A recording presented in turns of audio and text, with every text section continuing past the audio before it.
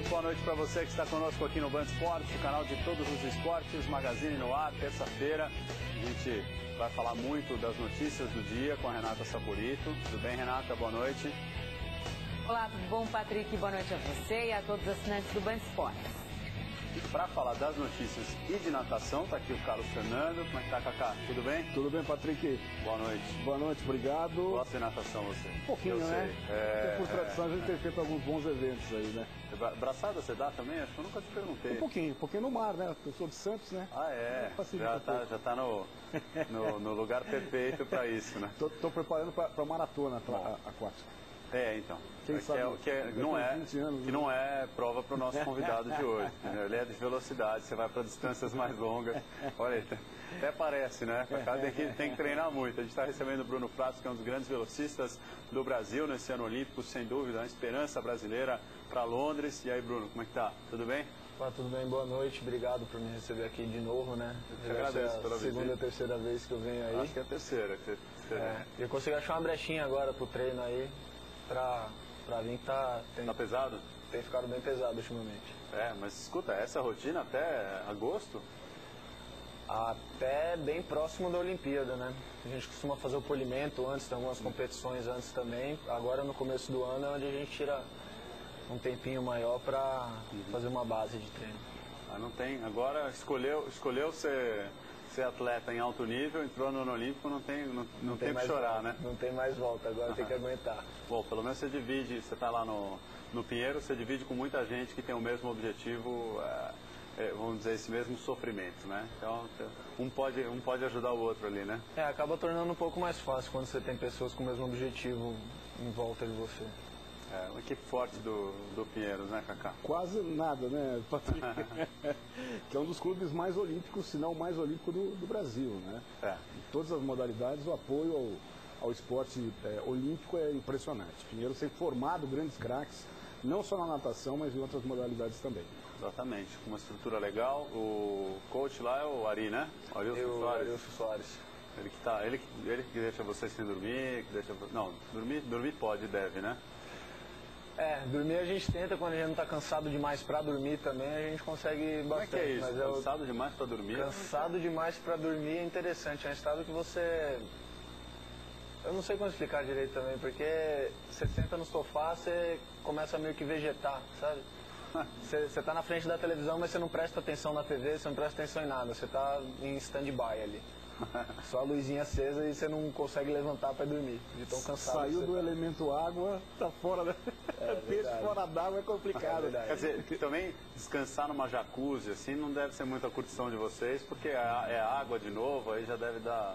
Não, a mesma coisa que você descansar no estúdio, por exemplo. Às vezes eu tenho que descansar no estúdio, mas não é o ideal, realmente. Né? Pois essa é a rotina pesada, né, puxada de um atleta de alto nível. O Bruno vai falar aí dos objetivos para essa temporada.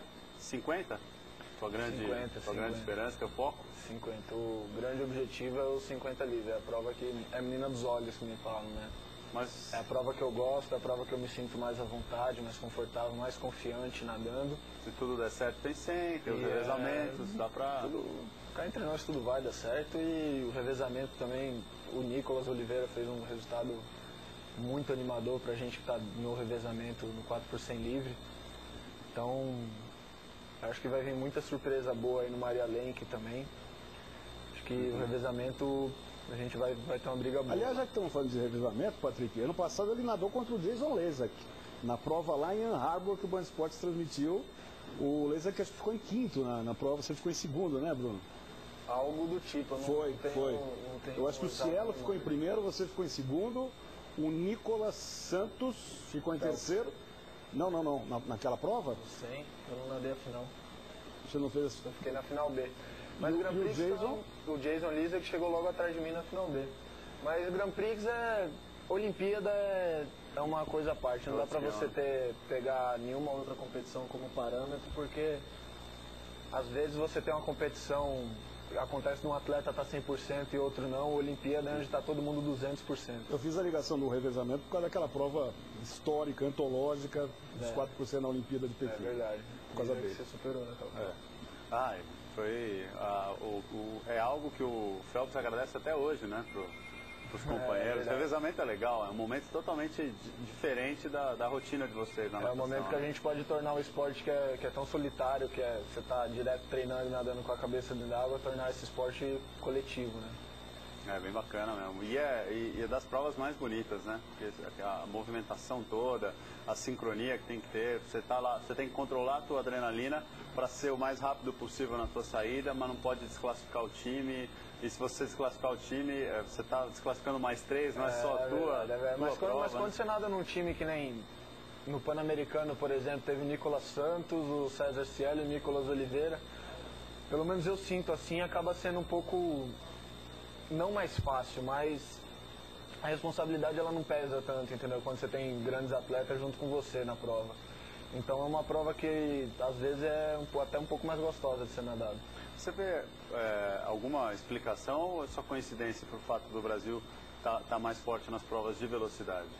Porque você falou, você e o César estiveram entre os melhores tempos do ano passado, você falou dos dois Nicolas, mesmo o César Cielo ganhou 50 borboleta, né, no Mundial, no peito a gente vê, na hora que a prova está mais curta, né, o Felipe voa. É verdade. Acho que quando você chega nesse nível de esporte que a gente chegou na natação brasileira, alguns fatores como genética e até mesmo a ciência que é aplicada no treinamento fazem diferença, que é aquele detalhezinho minúsculo.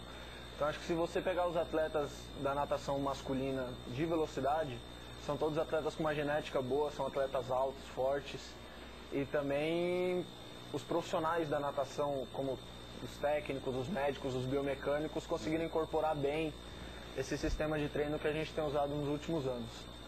Então é algo que tem funcionado. Então essa combinação de uma boa genética com uma boa ciência aplicada no esporte tem favorecido mais as provas de velocidade aqui no Brasil.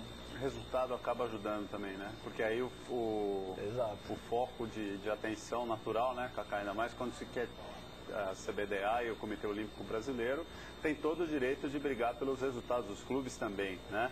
Quando a gente fala do incentivo ao esporte de base, a gente está falando em outros âmbitos, Ministério do Esporte, né, todas as instâncias de governo, mas na hora do topo aí, realmente a briga tem que ser por grandes resultados. E na hora que eles fazem grandes marcas, boas marcas, é natural que o incentivo, que a atenção vá para eles, né? Claro, claro. E o pior é que tem emissora que ainda tolhe o patrocínio, né? Começa a enquadrar o cara assim, para não mostrar o boné, mas aqui no Band Esporte fica tranquilo que aí a gente mostra tudo, viu, Bruno? Obrigado. Tem que mostrar a galera aqui, a Sadia, o Correios, que a Sabesp também, que é o pessoal que tem apoiado bastante a minha carreira, tem apoiado o Esporte Clube Pinheiros.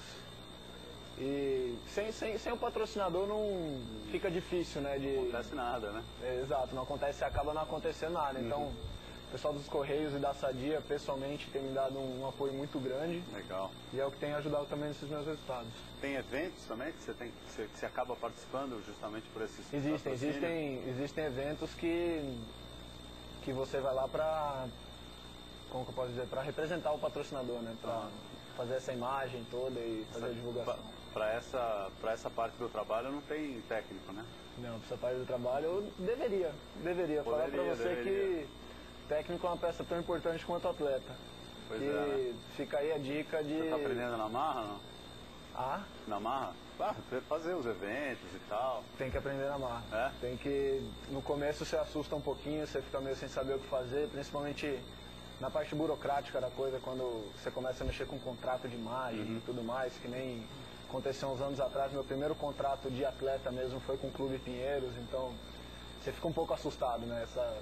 De repente você é um moleque de 16 anos de idade e chega o pessoal e te dá um contrato pra você ler, fica meio esquisito, mas você acaba saindo tudo bem, você aprende direitinho e principalmente também, que nem eu estava falando, quando os patrocinadores dos clubes, eles querem apoiar, querem ser parceiros, fica tudo muito mais fácil.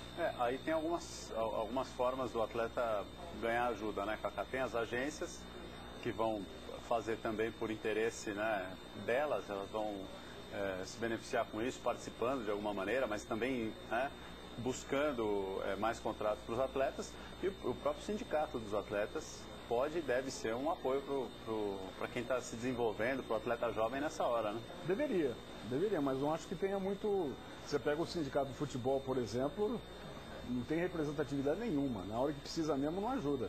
Agora, é muito importante, por exemplo, que o atleta tenha representatividade em si, né, na forma de se apresentar, de se mostrar, se prepare. Eu acho que cada vez mais o nosso esporte está mais profissional e os atletas estão se preparando em várias modalidades para que possam aparecer na mídia. Existem essas agências de mídia, o próprio Ronaldo tem a Nine, aí, a agência famosa.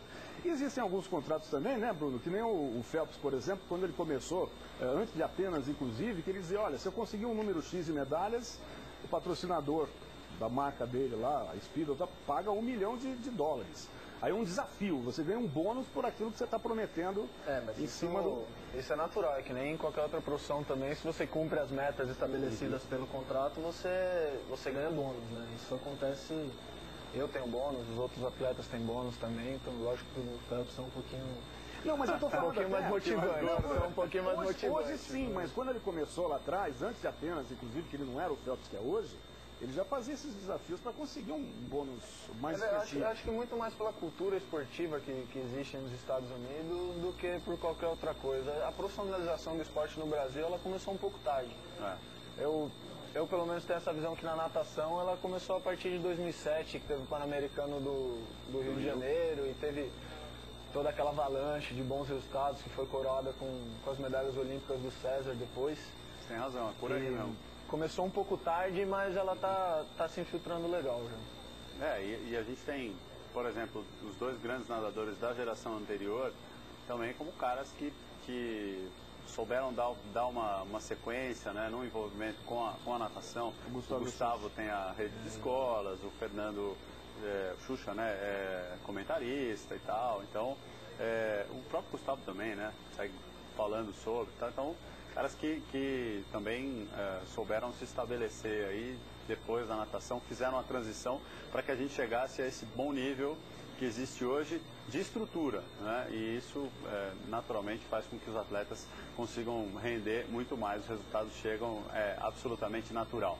Vamos seguir a conversa já. Deixa eu dar uma passada pelo noticiário, começando por uma notícia do Corinthians. O zagueiro Paulo André vai ser submetido a uma artroscopia no joelho direito e vai ficar fora de combate por pelo menos 30 dias. A cirurgia será realizada amanhã de manhã e Paulo André não estará apto para a estreia do Corinthians na Libertadores, que está marcada para o dia 15 de fevereiro contra o Deportivo Táchira na Venezuela. Enquanto o Wallace ainda se recupera de uma fratura no nariz, Chicão segue como titular absoluto na defesa corintiana. É só começo de temporada, né? São duas lesões que aparentemente não são aquelas musculares que têm a ver justamente com o início de preparação.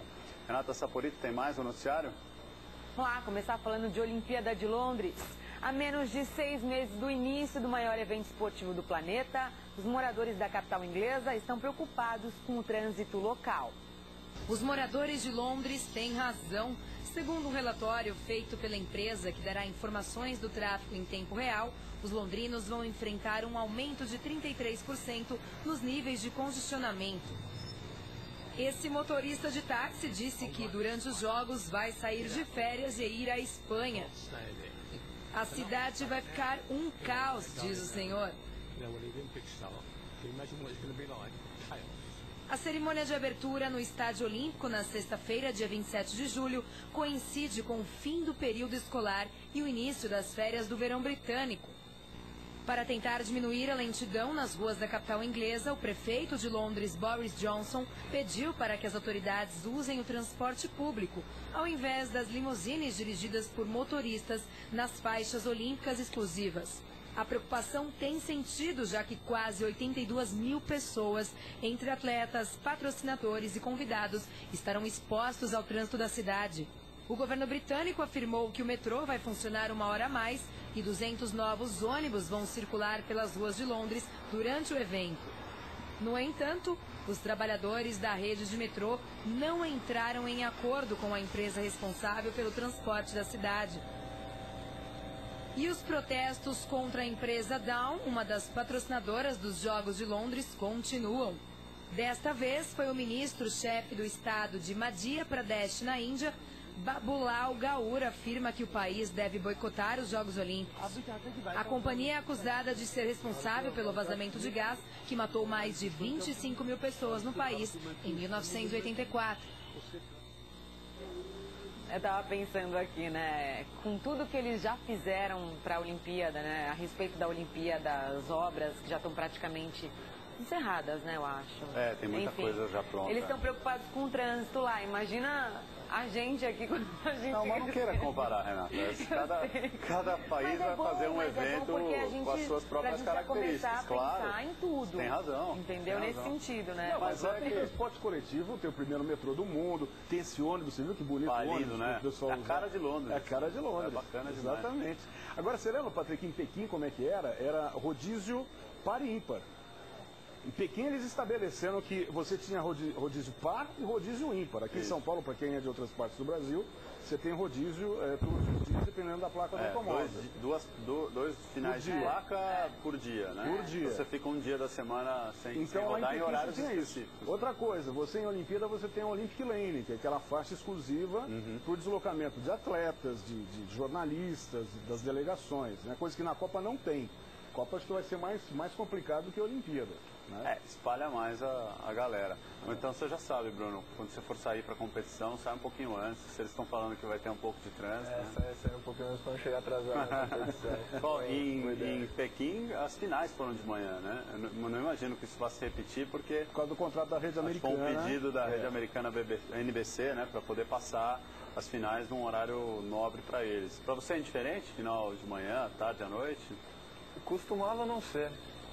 Ultimamente tem feito tem sido um pouquinho melhor as finais à tarde, do jeito que é feito no mundo inteiro, né? Acho que é até melhor, porque à tarde você tá mais desperto, tá... Você já acordou, mas você não cansou ainda, né?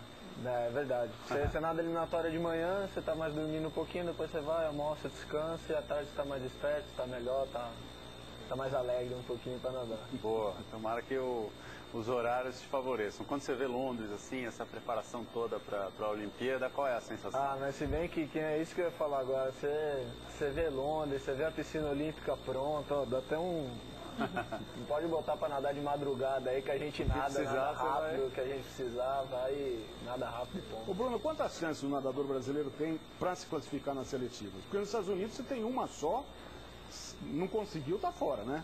Exato. Acabou. Aqui você tem algumas chances. Acho que teve o Open, foi seletiva, o Troféu José Finkel, o Pan-Americano. Se eu não me engano, desde o Maria Lenk do ano passado... Já está valendo marca. Já está valendo marca. Algumas competições nacionais. Isso ajuda, porque, por exemplo, no atletismo, eu conversava com alguns treinadores, né, sobre as condições para o atletismo. Eles têm tentado conseguir que os atletas consigam um índice muito rápido ou mais perto da Olimpíada para facilitar o trabalho de ciclo de treino, para você não ter que tentar um ápice físico no meio do que seria a preparação para Londres. Isso poderia atrapalhar.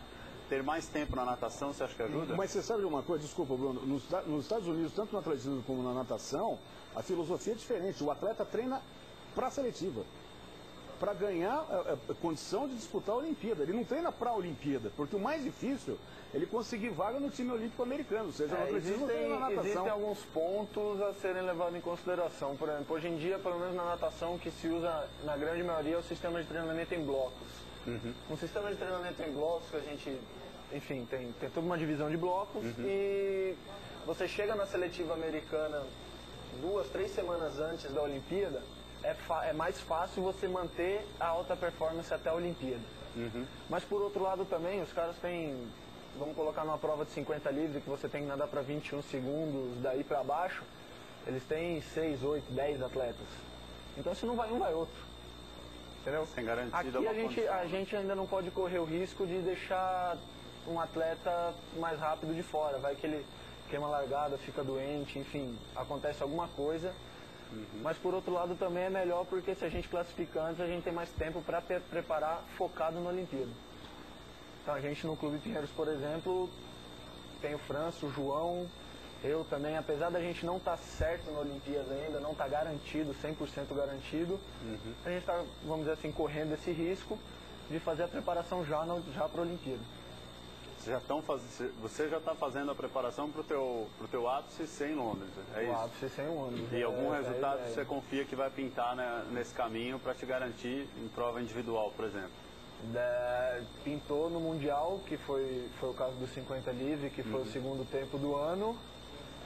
E que nem a gente está falando lá, agora é segurar a vaga na marra, né? É pegar, bater na frente, independente de estar leve, raspado, de estar treinado ou não. Mas é garantir o resultado ali na força de vontade e nadar bem a Olimpíada. Você não usa bigode Fu Manchu, que nem o Phelps, né? Até porque quando ele não está raspado, ele usa bigode Fu Manchu. Não, eu já cheguei a deixar barba, mas eu não tenho tanto, não. O Phelps gosta de umas histórias também. Sabe se promover, além de nadar, como ninguém, né? Como pouco. Não, o Phelps gosta, o Ryan Lochte gosta mais ainda, porque ele põe uma sunga colorida, tem um cabelo comprido, brinco na orelha. Mas como é que é? Ele faz isso, a gente tá falando dele aqui agora. Lógico, mas a gente tá falando que eles são bons. O Ryan Lochte é o maior nadador do mundo? Com os 2 recordes que ele quebrou. O Ryan Lochte é o maior nadador do mundo. Na atualidade, hoje, agora? Eu sou extremamente suspeito para falar disso, porque se você me perguntar quem que é um dos melhores nadadores do mundo hoje em dia, eu vou dizer que a grande lenda é o Phelps, que é a lenda viva, que é um cara que 8 medalhas de ouro numa mesma Olimpíada é algo que eu acredito que pelo menos a minha geração não vai ver. É monstruoso, né? E eu vou até dar uma de pouco tiete aqui, que não disse, eu sou meio suspeito para dizer, porque eu acho que um dos maiores nadadores do mundo hoje em dia é o César. Ah, mas não tem dúvida. Não tem Phelps, não tem Lochte, eu acho que o César Cielo é um dos maiores nadadores hoje em dia. Um cara que segurou uma barra que nem ele segurou ano passado. Falar pra você, é meu adversário, mas eu não tenho problema em assumir que ele é um excelente atleta, que é um dos maiores nadadores da atualidade. Você nada, a tua prova, o jeito de trabalhar mentalmente é esse? Por exemplo, você tem um cara que você conhece muito bem, você sabe como começa, como desenvolve a prova, como termina a prova, que é o César, né? Com quem você tem contato, sabe o que ele faz e como ele faz. Tem outros caras que você sabe que são rápidos também, mas não tem eventualmente o mesmo contato. Você fica ligado nesses caras, nada em função deles ou nada só o teu desempenho? Você enche a sua casa de post-its, coloca post-its na geladeira, na cama, no teto, essas coisas? Em casa, uma temporada que nem essa, por exemplo, em casa é o meu templo para eu até esquecer um pouco, né? Porque você tem uma rotina de treino tão puxada, que exige tanto, que se você chegar em casa, se você ficar com aquele negócio de natação, competição, Olimpíada na cabeça, para mim eu acabo pirando. Então, respondendo a sua pergunta, eu faço os dois. Eu fico ligado nos adversários, eu gosto de saber o que eles estão fazendo, até por questão de saber novidade, né? Na preparação, no tipo no jeito de competir, no estilo de nado, mas eu faço a minha prova. Eu não sou do tipo de atleta que cai na água e fica olhando para o lado para ver quem está nadando rápido, quem não está. Lógico, você dá uma olhadinha para poder ter alguma referência. Mas não dependo dessa referência. A tua prova, né, que deu a segunda marca do ano passado no Mundial, ela está na tua cabeça? Você lembra tudo que você fez? Você fez alguma coisa especial aquele dia ou aconteceu a marca? Tá na minha cabeça com certeza. Mas é um pouco difícil porque não é algo pensado que você faz. Eu costumo dizer, eu gosto de acreditar que você... Primeiro que o atleta não pensa, quem pensa é o técnico. O atleta vai lá e tem que agir, ponto. Mas quando você pensa, você tem que pensar durante o treino. Na competição, se você pensa demais, acaba o que acabou acontecendo na final. A semifinal ali foi uma hora que eu não pensei, que eu fui lá e estava num ponto de concentração excelente, que eu acho ótimo. E fiz a prova e dei o melhor. Na final eu fui tentar de pensar e não deu tão certo assim. Mas é assim que se ganha experiência, Bruno. É assim que se ganha experiência, antes de ter acontecido no Mundial do que acontecer na Olimpíada, né? E na boa, você fez a melhor marca de semifinal num Mundial, você fez a final ali, viveu. Eu sei que você sabia que a medalha poderia estar na tua casa, mas não é nada que você possa desprezar. Você fez com certeza um baita desempenho. Não. Que nem eu falei, eu trocaria quantas medalhas de Mundial fosse preciso para ganhar uma medalha esse ano na Olimpíada. Então, foi uma experiência extremamente válida e que, com certeza, todo dia, quando eu vou cair na água, eu penso. Ô, Patrick, 3 fundamentos técnicos, fazer um bate-bola rápido aqui com o Bruno Fratos, e que tem dado muito, tem melhorado muito o tempo dos nadadores nas provas. Tiro de largada e tempo de reação, como é que você treina? A gente tem um acompanhamento de biomecânicos, o Paulo César Marinho, que é biomecânico do Pinheiros e da CBDA, e também da CBDA. E a reação é algo difícil de treinar, porque, aliás, a reação e a saída em si, ela é fragmentada em várias partes. Então, só aquele 0,6 da reação tem movimento do pé de trás, do quadril, do braço que puxa, da cabeça, do tronco que sobe. Caramba. Entendeu? Então é um negócio muito difícil de fragmentar. Então a gente procura filmar, passar quadro por quadro e treinar cada milímetrozinho desse que mexe. O Cezão hoje tem o melhor tiro, acho que do mundo, né? Acredito que sim. É um dos melhores. A gente pega como saída, tiro de largada, os primeiros 15 metros. O bloco, aquele bloco com ajuste para os pés melhorou? Melhorou muito. Melhorou muito. Na época que eu treinava com o Alberto Silva, ele costumava falar que esse bloco salvou minha carreira. Porque com outro bloco eu não conseguia sair direito. Com esse bloco novo, com pedalzinho atrás, eu já consigo sair junto dos adversários. Outra coisa para quem já viu, quem já esteve numa piscina, né, o bloco anterior tinha uma inclinação, o bloco tem uma inclinação, mas era só isso aqui. E esse tem hoje copia do apoio aqui. Hoje copia exatamente que faz com que o movimento seja mais reto, né? Não, mas foi inspirado no atletismo. No atletismo você fica com os pés atrás, mais para frente. Aí você sai num ponto só. Outra coisa, Bruno, golfinhada. A gente vê que cada vez mais os atletas estão aproveitando os 15 metros ali, que são regulamentados pela tempo legal ali. Na minha prova é um pouco diferente dos restos das provas, porque eu tenho que manter a velocidade máxima o maior tempo possível.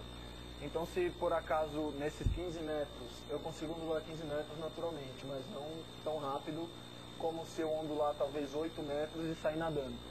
A prova de 50, mas de 50. 100 ainda depois da virada. A prova de 100 também, porque apesar de ser o dobro da distância, não é uma prova que chega a ser aeróbica. Então você consegue, que a gente fala, forçar a prova inteira sem precisar dessa ondulação, de aproveitar tudo. Isso serve para provas com distâncias maiores? Isso é melhor uma prova mais como prova de 100 metros estilo, entendeu? Que a velocidade do nado não é tão grande, então você tem que aproveitar mais o submerso. Provas mais longas, que de novo a velocidade do nado não acompanha a velocidade da ondulação, mas principalmente na prova de 50, você tem atletas como o Jorge Bovel, que é um dos atletas mais rápidos do mundo também, que ele não ondula. Ele cai na água e começa a bater perna, porque a ondulação dele não é tão eficiente quanto o nado. O veterano, o trinitino, que disputou em Santo Domingo, 2003, a prova contra o Xuxa. Aliás, foi minha estreia aqui na Band. Bobear, ele está em final olímpica, final de mundial, sempre muito bem. Não tiraria ele de uma final olímpica. Você não respira legal, no 50? Não, de forma alguma. Fora de cogitação, respirando. Fora de cogitação. A gente que respira por ele, né? A gente que prende respiração. A gente também às vezes não consegue respirar quando vocês estão na água, viu? Porque são 20 segundinhos lá, 20 e poucos segundinhos, então a gente... Você não sente que você treina muito, né? Acho que você tá tão ligado na prova ali que eu falei, eu não respirei. Você passa reto sem respirar. Eu tenho a impressão, você estava falando e é muito legal, né, Kaká? Da técnica só para saída, né? Toda a técnica, todas as partes do corpo coordenadas, né? E isso, na hora, você não pode pensar, né? Tem que agir. Exatamente. Na hora, você também não vai pensar se você está respirando ou não. Quer dizer, tudo isso fica automático, né? É por isso que vocês treinam tanto, porque na hora a coisa simplesmente flui, né? Exato. Você tem que treinar, você tem que procurar ser o mais constante e ter um perfeccionismo acima do comum no treino, que é para chegar na hora da competição, não adianta querer corrigir nada, corrigir saída na hora da competição. Você fica se estapeando antes da largada também, que nem o Phelps, não? Porque agora virou moda, todo nadador fica se estapeando antes de começar a prova. Cezão, né? Cezão também. O Cezão fica, mas eu fico. O que acontece? Eu fico também. É bom pra... não sei pra que é bom, mas eu fico. Pra ficar cheio de hematoma no final, né? Não atrapalha, então... Claro. Tá valendo. Cara, uma coisa que... Talvez pode ser até questão de intimidação de adversário, não sei, mas... Isso é um negócio muito impressionante. Como vocês conseguem... Vocês não têm contato, né? Aí, de alguma forma, vocês trabalham o psicológico, né? Às vezes na expressão... Uma